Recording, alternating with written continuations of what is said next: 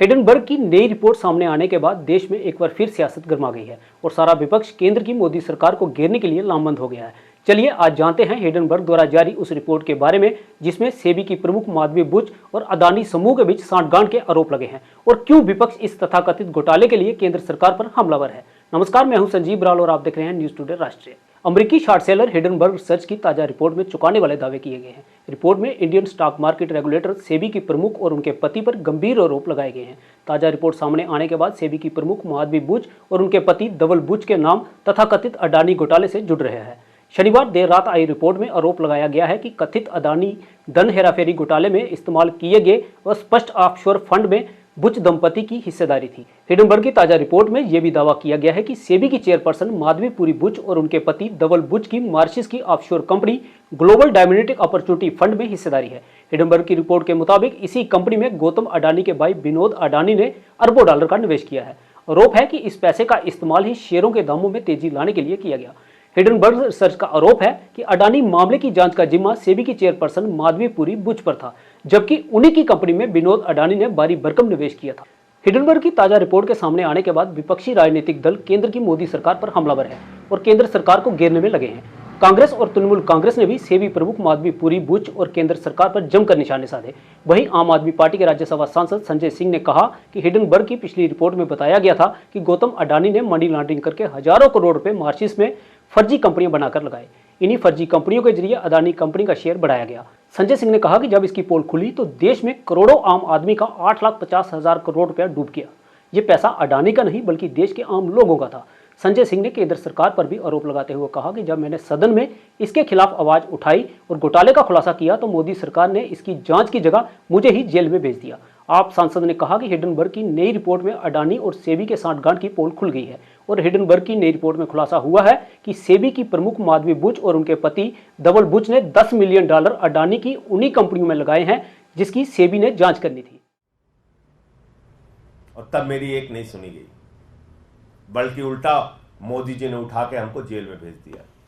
तो मैं भारत के प्रधानमंत्री से पूछना चाहता हूं, आप भ्रष्टाचार पे बड़ी बड़ी बातें करते हैं, भ्रष्टाचार को खत्म करने की गारंटी देते हैं, भ्रष्टाचारियों को जेल में भेजने की गारंटी देते हैं, और आपने एक तेलंगाना की सभा में कहा था अडानी कांग्रेस को टेम्पू में भर भर के रुपया पहुंचा रहा है।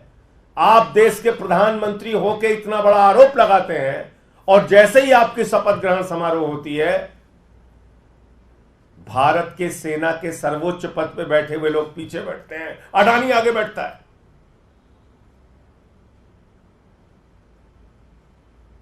यह आपकी असलियत है प्रधानमंत्री जी। इसलिए अडानी का घोटाला यह अडानी का घोटाला नहीं है, यह भारत के प्रधानमंत्री नरेंद्र मोदी का घोटाला है, यह भारतीय जनता पार्टी का घोटाला है, जिसने पूरा देश अपने दोस्त के हवाले कर दिया। विपक्ष के आरोपों पर भाजपा ने भी पलटवार किया। भाजपा सांसद सुधांशु त्रिवेदी ने कहा कि पिछले कुछ सालों से जब भी संसद सत्र शुरू होता है तब विदेशों में कोई न कोई रिपोर्ट जारी हो जाती है। पीएम मोदी पर डॉक्यूमेंट्री संसद सत्र से ठीक पहले जारी की गई थी। हिडनबर्ग की रिपोर्ट भी संसद सत्र से ठीक पहले जनवरी में आई थी। ये सभी घटनाक्रम संसद सत्र के दौरान ही क्यों होते हैं? सुधांशु त्रिवेदी ने कहा कि विपक्ष के विदेशों के साथ ऐसे तार जुड़े हैं जो भारत के हर संसद सत्र के दौरान अस्थिरता और अराजकता पैदा करते हैं। उन्होंने कहा कि वे भ्रम के माध्यम से भारत में आर्थिक अराजकता पैदा करना चाहते हैं और अब वे सेबी पर हमला कर रहे हैं। सुधांशु त्रिवेदी ने सवाल पूछा कि कांग्रेस पिछले 30-40 सालों से विदेशी कंपनियों के साथ क्यों खड़ी है, ये यूनियन कार्बाइड के साथ क्यों खड़ी हुई थी। मैं पूछना चाहता हूं कि विदेशों के संस्थानों के साथ ये कौन सा जराना है कि भारत की आर्थिक संस्था के हर विषय के ऊपर आपका निशाना है। विगत कई वर्षों से जब जब भारत में संसद का सत्र चलता है तब तब विदेश में कोई ना कोई रिपोर्ट छपती है। याद करिए, बीबीसी की डॉक्यूमेंट्री संसद सत्र शुरू होने से ठीक पहले आई थी। जनवरी में हिंडनबर्ग की रिपोर्ट बजट सत्र शुरू होने से ठीक पहले आई थी। कभी रिलीजियस फ्रीडम की रिपोर्ट आती है, कभी किसानों को लेकर कमेंट आता है विदेश से, तो कभी ग्रेटा थनबर्ग का स्टेटमेंट। ये सारे सीक्वेंस जाके देख लीजिएगा, संसद सत्र के दौरान ही आते हैं। और आज बरबस विपक्ष ने जब संसद सत्र का विषय उठाया तो ये और साफ हो गया कि इसका मतलब ये संदेह बहुत गहरा हो जाता है कि सीमा पार से विपक्ष के कुछ ऐसे तार जुड़े हुए हैं कि भारत के हर संसद सत्र के दौरान एक अव्यवस्था का वातावरण उत्पन्न किया जाए।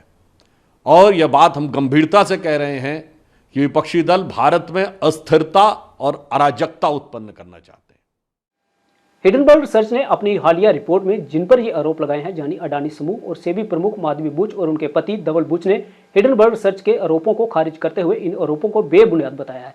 खैर, हिडनबर्ग की रिपोर्ट कितनी सच और कितनी झूठ है, ये तो जांच के बाद ही पता चलेगा। लेकिन जिस तरह पक्ष विपक्ष आमने सामने आ गए हैं, इससे ये तो साफ है कि इस रिपोर्ट ने विपक्ष के हाथ में मोदी सरकार को घेरने के लिए एक मजबूत मुद्दा तो दे दिया है। अब एक सवाल ये भी है कि क्या किसी भी रिपोर्ट को बिना किसी जांच के देश के संस्थानों पर इस तरह के गंभीर आरोप लगाना कितना सही है?